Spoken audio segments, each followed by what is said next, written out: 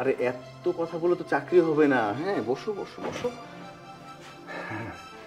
তোমার তো চাকরিটা অবশ্যই হবে, কারণ তুমি তো জিনিস একটা, তোমার মতো জিনিস না আগে পাইলে। ছাড়েন আপনি আমারে, ছেড়ে দেন। ছাড়ার জন্য তো ধরে নি, আমি তো ছাড়বই না, আরো ধরার মানুষও ম্যানেজ করেছি। মানে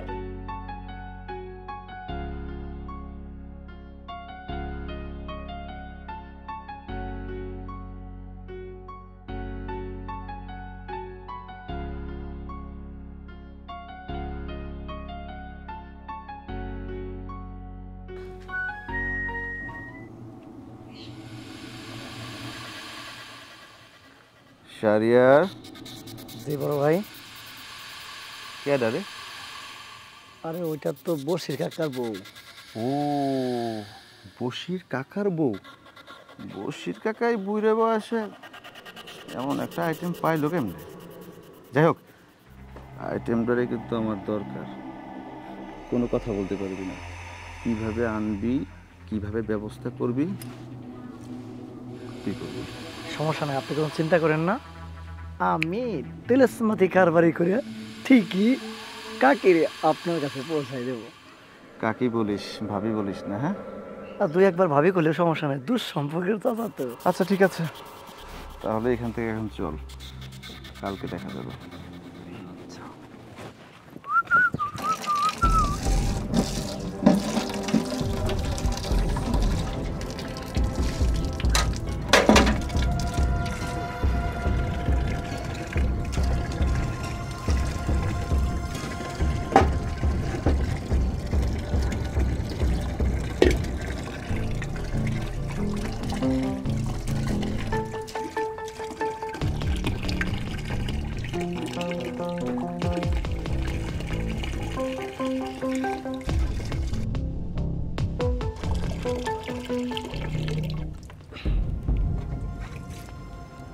কিরে তুই?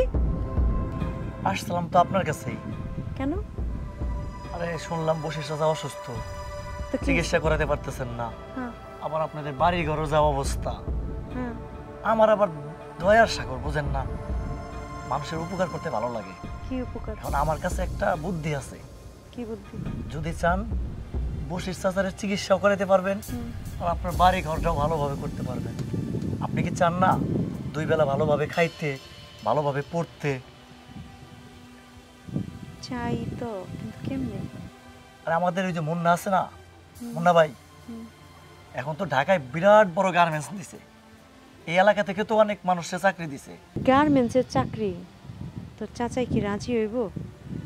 আর চাচাকে তো রাজি আপনি করাইবেন।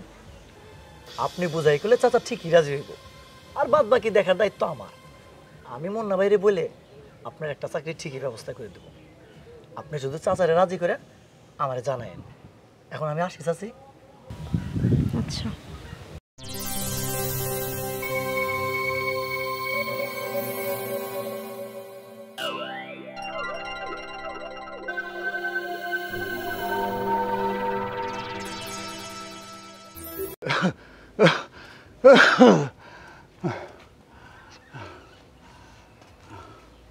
তোমার একটা কথা কই, তুমি কিন্তু না করবা না। কি কথা বউ? আমি শহরে যাই। শহরে যাইবা? হ্যাঁ, কি লেগে? শুনছি ওই পাড়ার মুন্না নাকি বড় গার্মেন্টস দিচ্ছে।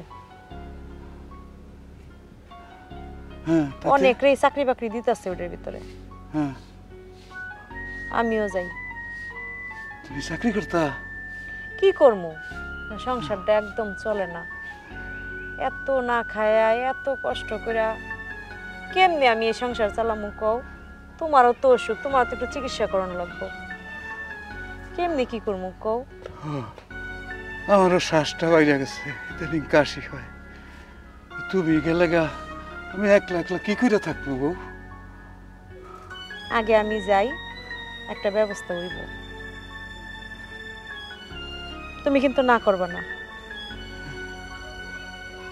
তোমার যদি ভালো মনে হয় তাহলে যাও যাও। আচ্ছা ঠিক আছে, তাহলে আমি গুছগাছ করে ফেলাই। ঠিক আছে। এই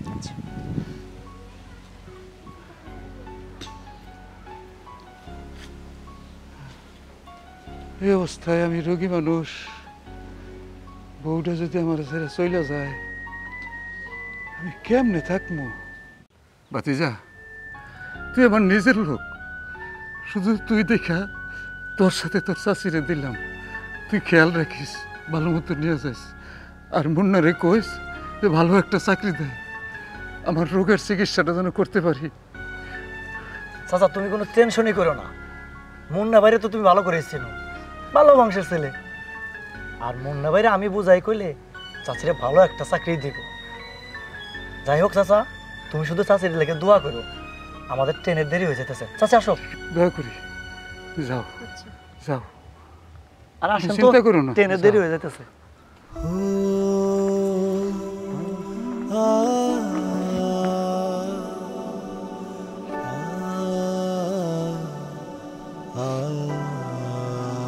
এই অভাব, এই অভাবের কারণে আজকে আমার ঘরের লক্ষ্মী একা একা ঢাকার সর্প দায়িত্ব এলো। আল্লাহ, তুমি ওর প্রতি খেয়াল রেখো, খেয়াল রেখো।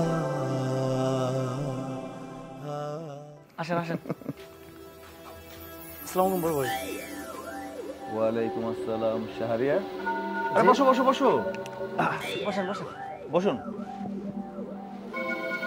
আরে বসুন না, চিন্তা করতেছেন কিসের জন্য? বসুন। তো শাহরিয়ার কি খবর? এই তো ভাই, যে মেয়ের কথা বলছিলাম না, তারে নিয়ে আইছি। হ্যাঁ শাহরিয়ার, আমার তো খুব ভালো করে মনে আছে। তোর কাজ তুই করেছিস, ভালো করেছিস। এখন বল কি করতে পারি? কথা হলো ওনার একটা চাকরি দিতে হইবে আপনার। ওনার পরিবারের অবস্থা বেশি একটা ভালো না, ওনার স্বামী অসুস্থ, দুই বেলা ঠিক মতো খাইতেও পারে না। তাই আমার দেখে দয়া হইল। আর আপনি তো জানেন আমি মানুষের কষ্ট সহ্য করতে পারি না। হ শাহরিয়ার, আমি জানি তুই খুব দরদি। ঠিক আছে, তুই যত লয়ে এসছ আমার কাছে, একটা কাজ কর। আজকে তো শুক্রবার, চাকরি তো আজকে দেওয়া যাবো না। কালকে তো দেওয়া যাবো। কালকে সকালে কাগজপত্র সব রেডি আছে? হ্যাঁ অবশ্যই, কাগজপত্র সবই ঠিক আছে। ঠিক আছে না? সবই ঠিক ও আছে। আচ্ছা, সবই। সমস্যা নাই। কাগজপত্র না হলেও চাকরি কালকে সকালে হয়ে যাবে, যদি আমি ঠিকঠাক ইন্টারভিউটা নিই। হ্যাঁ, তাহলে আজকে উনি এখানে থাক আমার বাসায়, কালকে সকালে গার্মেন্টসে ভর্তি করে দিব রে, আর খবরটা তোকে আমি ফোনে দিয়ে দিব। আচ্ছা ঠিক আছে। আমার আবার কুদ্দুসের পরে জন্ম নিবন্ধন হয় নাই, ওইটা ঠিক করে কালকে ওনাকে আবার নিয়ে আসতেছে। আচ্ছা আচ্ছা ঠিক।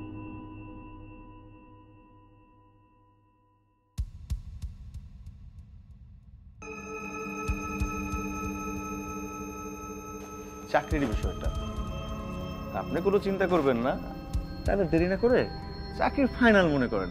শুধু রুমে যে আমি আপনাকে ছোট্ট একটা ইন্টারভিউ নিব, আপনার হাত শক্ত না নরম, বাস কালকে সকালে আপনি চাকরিতে জয়েন করবেন। চলুন।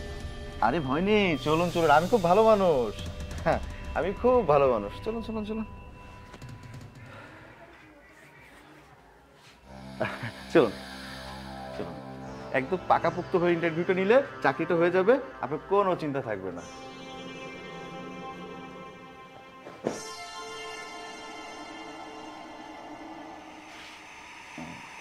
আরে আপনি দরজা লাগাচ্ছেন কেন? ইন্টারভিউ দিতে হবে না? ইন্টারভিউ দিতে তো দরজাটা লাগাতে হবে, তাই না? কেন ইন্টারভিউ দিতে হলে দরজা লাগাতে হবে কেন? দেখেন, আপনার কি চাকরিটা দরকার? দরকার কিনা সেটা বলুন। হ্যাঁ দরকার। আচ্ছা, আপনি যদি চাকরিটা দিন, সমস্যা না নেই। না, ব্যাগ দেব না। আশ্চর্য, আপনি এমন করতেছেন কেন? দিন না।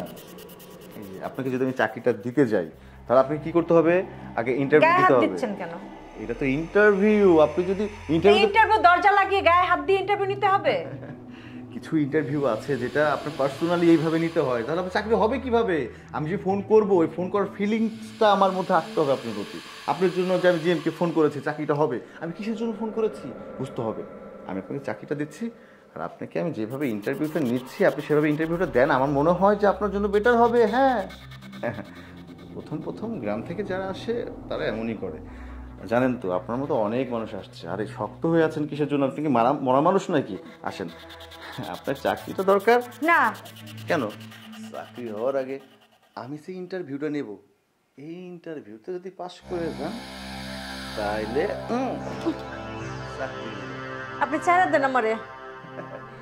সারা দুনিয়াকে দোষী যখন চা করার কইরা তারপর দেবো সাইড। খালি আমি একা না, আমি যদি দেখি ইন্টারভিউতে তুমি পাশ করছো, তাইলে কালকে থেকে না, 1 ঘন্টা পর থেকে শুধু ক্লায়েন্ট আসবে। আরে এত কথা বলে তো চাকরি হবে না। হ্যাঁ, বসো বসো বসো।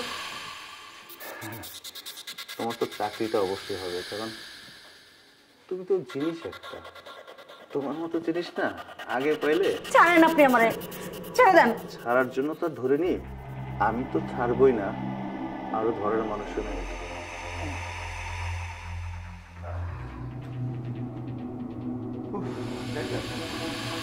ইন্টারভিউতে কিন্তু তুমি পুরোপুরি পাস করছো, চাকরি তোমার কনফার্ম। আমি যাইতেছি, বাইরে অনেক ক্লায়েন্ট বসে আছে, আমি জোর জবরদস্তি করে যা করছি ক্লায়েন্টদের জন্য জোর না করা লাগে, ওদেরকে মজা দিবা আর টাকা দিবা। এরপর বোঝানোর জন্য না আসা লাগে। রাস্তাটা তৈরি করে গেলাম।